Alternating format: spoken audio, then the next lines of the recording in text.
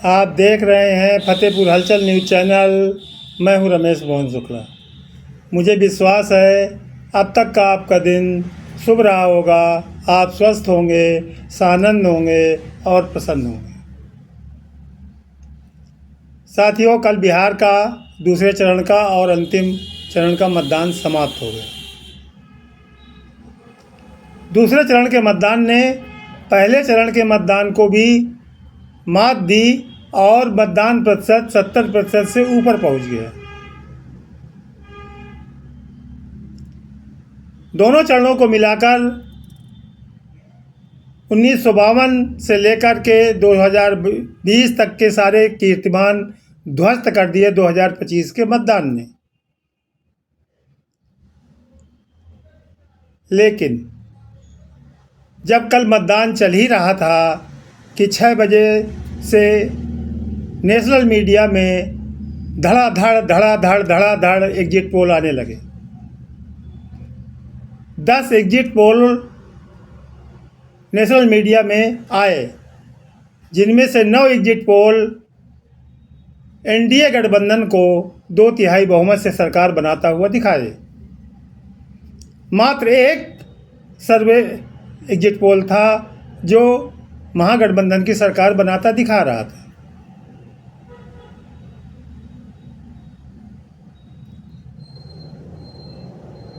सारे राजनीतिक पंडित, राजनीतिक विश्लेषक इन एग्जिट पोलों को देखकर न तो आश्चर्यचकित हुए और न चिंतित, क्योंकि बिहार में खास तौर से, लेकिन इधर पिछले 2-3 चुनावों से तो हर प्रदेश और राष्ट्रीय चुनाव तक में किए गए एग्जिट पोल गलत ही साबित हुए हैं। चाहे वो मध्य प्रदेश का एग्जिट पोल रहा हो, हरियाणा का ही एग्जिट पोल रहा हो, अथवा 2024 के लोकसभा चुनाव का। 2024 के लोकसभा चुनाव में भी तमाम एग्जिट पोल भाजपा को 400 पार होते हुए या उसके आसपास दिखा रहे थे।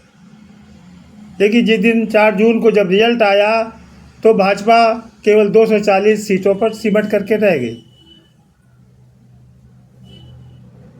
दूसरी तरफ जो बिहार के लब्ध प्रतिष्ठित पत्रकार हैं और उन्होंने अपनी टीम के द्वारा जो सर्वे कराया और उनके जो एग्जिट पोल हैं वो कुछ दूसरी कहानी कह रहे हैं।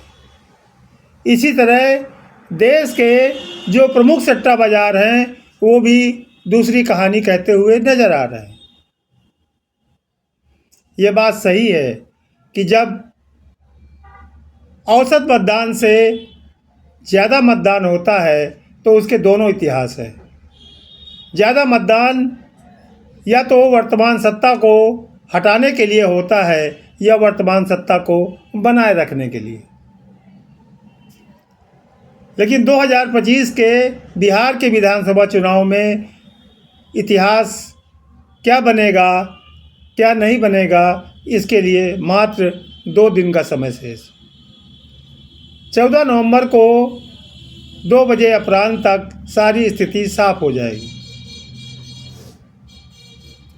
लेकिन इतना सत्य है कि जिस तरीके का और जिस तरह से बढ़ चढ़कर मतदान बिहार के निवासियों ने किया है वो अपने आप में एक ऐतिहासिक है। कल मतदान समाप्ति और एग्जिट पोल आने के बाद से ही बिहार में तमाम राजनीतिक गतिविधियां अपने चरम पर पहुंच गई हैं।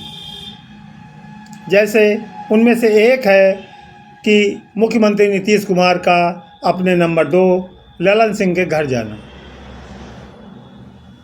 दूसरा, जो कभी बिहार कांग्रेस के अध्यक्ष हुआ करते थे शकील अहमद, उनका कांग्रेस पार्टी की प्राथमिक सदस्यता से इस्तीफा दे देना। एग्जिट पोल एग्जैक्ट पोल नहीं होते, ये सभी लोग जानते हैं, लेकिन एक संकेत ये बताया करते थे किसी ज़माने में। लेकिन पिछले 4-6 चुनावों में जनता ने सारे एग्जिट पोलों को दरकिनार करके जिस तरह का जनादेश एग्जैक्ट पोल के रूप में दिया है वो भी किसी से छिपा हुआ नहीं है।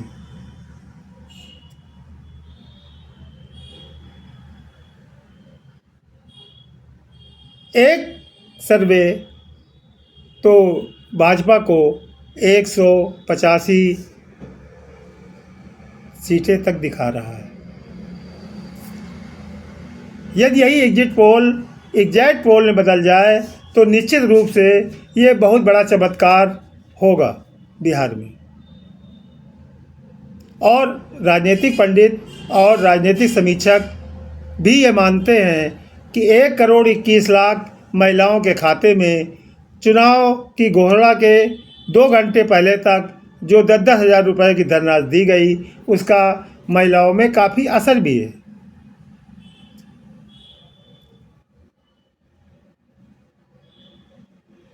अब महिलाएं नीतीश कुमार की नैया पार लगाएंगे या बिहार का युवा तेजस्वी की नैया पार लगाएगा, ये तो परिणाम 14 नवंबर को दोपहर 2 बजे के बाद ही स्पष्ट हो सकेगा। 14 नवंबर को 2 बजे के बाद ये स्पष्ट हो जाएगा कि बिहार में बहार है, फिर से नीतीश कुमार है या कोई बदलाव है। आप देख रहे हैं फतेहपुर हलचल न्यूज़ चैनल और मैं हूं रमेश मोहन शुक्ला। धन्यवाद। जय हिंद, जय भारत।